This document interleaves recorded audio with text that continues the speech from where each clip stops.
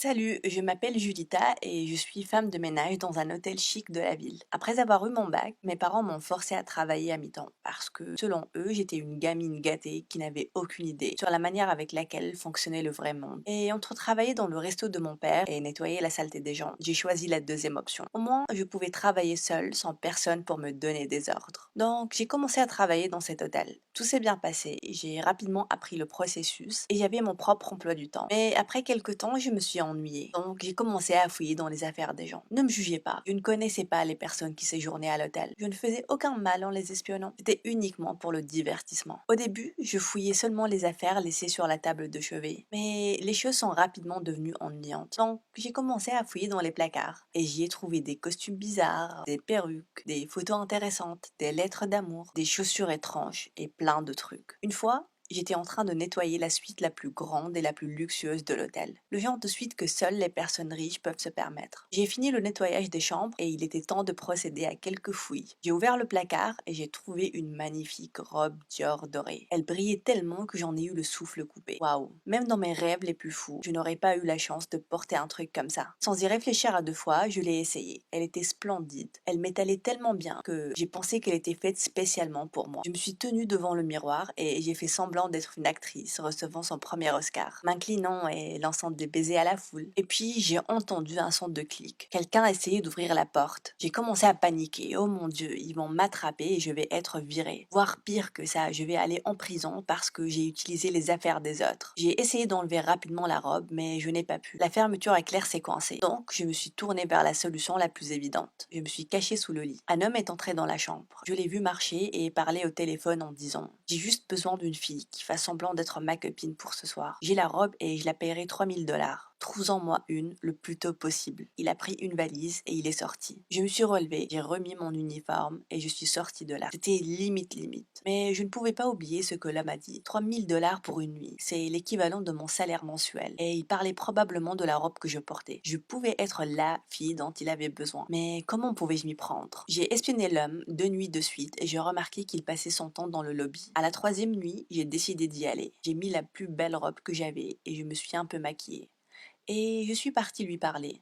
Salut bel homme, êtes-vous nouveau ici? J'ai demandé. Il m'a regardé et a souri. Oui, et vous? Il s'appelait Troy. On a commencé à parler et il n'a pas fallu longtemps pour qu'il me dise: Écoute, normalement, je ne fais pas ça, mais tu as l'air vraiment sympa. J'ai besoin d'une fille pour m'accompagner à une fête et faire semblant d'être ma copine. Rien qu'une seule nuit. Est-ce que ça t'intéresserait? J'ai attendu jusqu'à ce qu'il mentionne quelque chose à propos de l'argent, mais il est resté silencieux. Mais je ne voulais pas rater ma chance. J'ai donc immédiatement dit oui. On a convenu de se rencontrer à l'hôtel. Il m'a directement emmené dans sa chambre. Une équipe de mise en beauté attendait là-bas. Un homme m'a coiffée et m'a maquillée et une femme m'a aidé à porter la robe dorée. Je devais faire semblant de la voir pour la première fois. Il a fallu 1 heure pour que je ressemble à l'une de ces actrices d'Hollywood. Cet homme avait de l'argent. Quand on était dans la voiture, je lui ai demandé: Donc, où est-ce qu'on va? Et il a calmement dit: Au mariage de mon ex. J'ai crié: Quoi? Comment est-il possible? Es-tu invité? Et il a répondu: Oui, parce qu'elle épouse mon meilleur ami. J'ai soufflé, mais je n'ai rien dit en retour. La situation avait l'air compliquée et je ne voulais pas m'y engouffrer. J'ai donc arrêté de poser des questions. J'ai juste pris quelques photos de moi portant la robe pour les publier sur mon Instagram.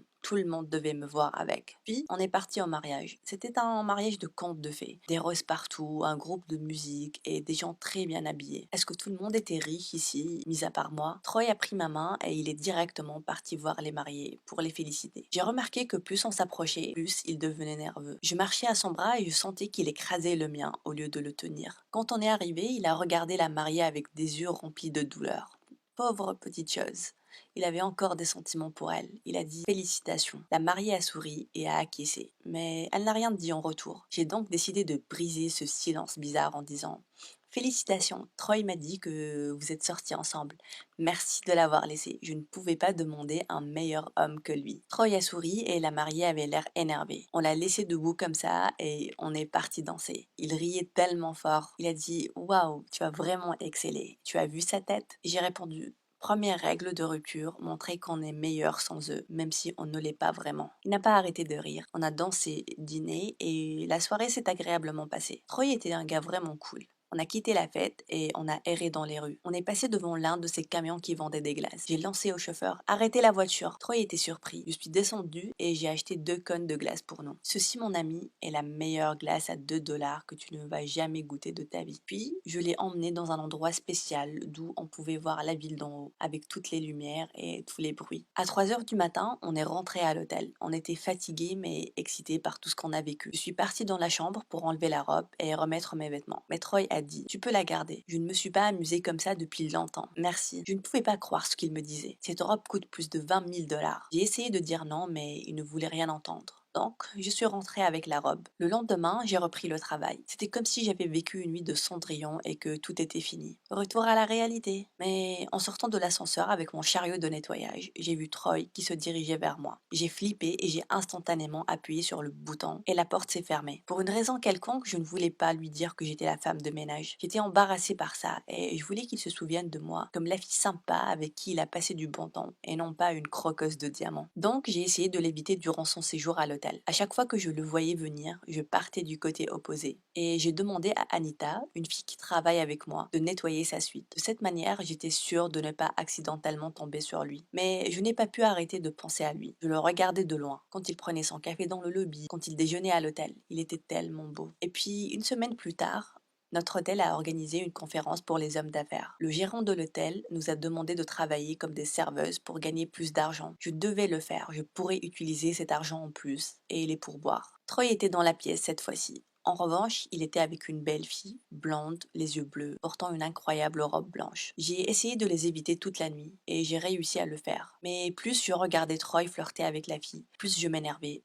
Bon sang, qui était-elle? Je sais que je ne le connais que depuis une semaine, mais c'était comme si elle prenait ma place et j'aurais dû être cette fille-là à porter cette robe et à m'amuser ce soir. J'étais jalouse. J'avais une forte envie de lui ruiner sa soirée. Donc, quand Troy était en train de parler à quelques hommes, je me suis rapprochée d'elle et je lui ai demandé si elle voulait quelque chose à boire. Quand elle a dit non, j'ai fait exprès d'agiter mon plateau et toutes les boissons se sont renversées sur sa robe. La robe était couverte de taches. Elle était ruinée et j'ai souri à l'intérieur. Mais avant d'avoir la chance de m'excuser, la fille a dit sur un ton déplaisant: quel imbécile! Tu ne peux pas faire ton boulot proprement. As-tu la moindre idée de combien coûte cette robe? Sa forte voix a attiré l'attention de tout le monde. Les gens ont commencé à nous regarder et je me suis retrouvée dans une situation épineuse. Je suis sincèrement désolée. Je pensais qu'elle allait accepter mes excuses et qu'elle irait se changer, mais il semblait que j'avais libéré la bête qui sommeillait en elle. Elle a hurlé: si les taches ne partent pas, tu me paieras une nouvelle robe. Quoi? Je ne peux pas payer ça. J'ai commencé à paniquer et j'ai été envahie par la nervosité. Je suis vraiment stupide.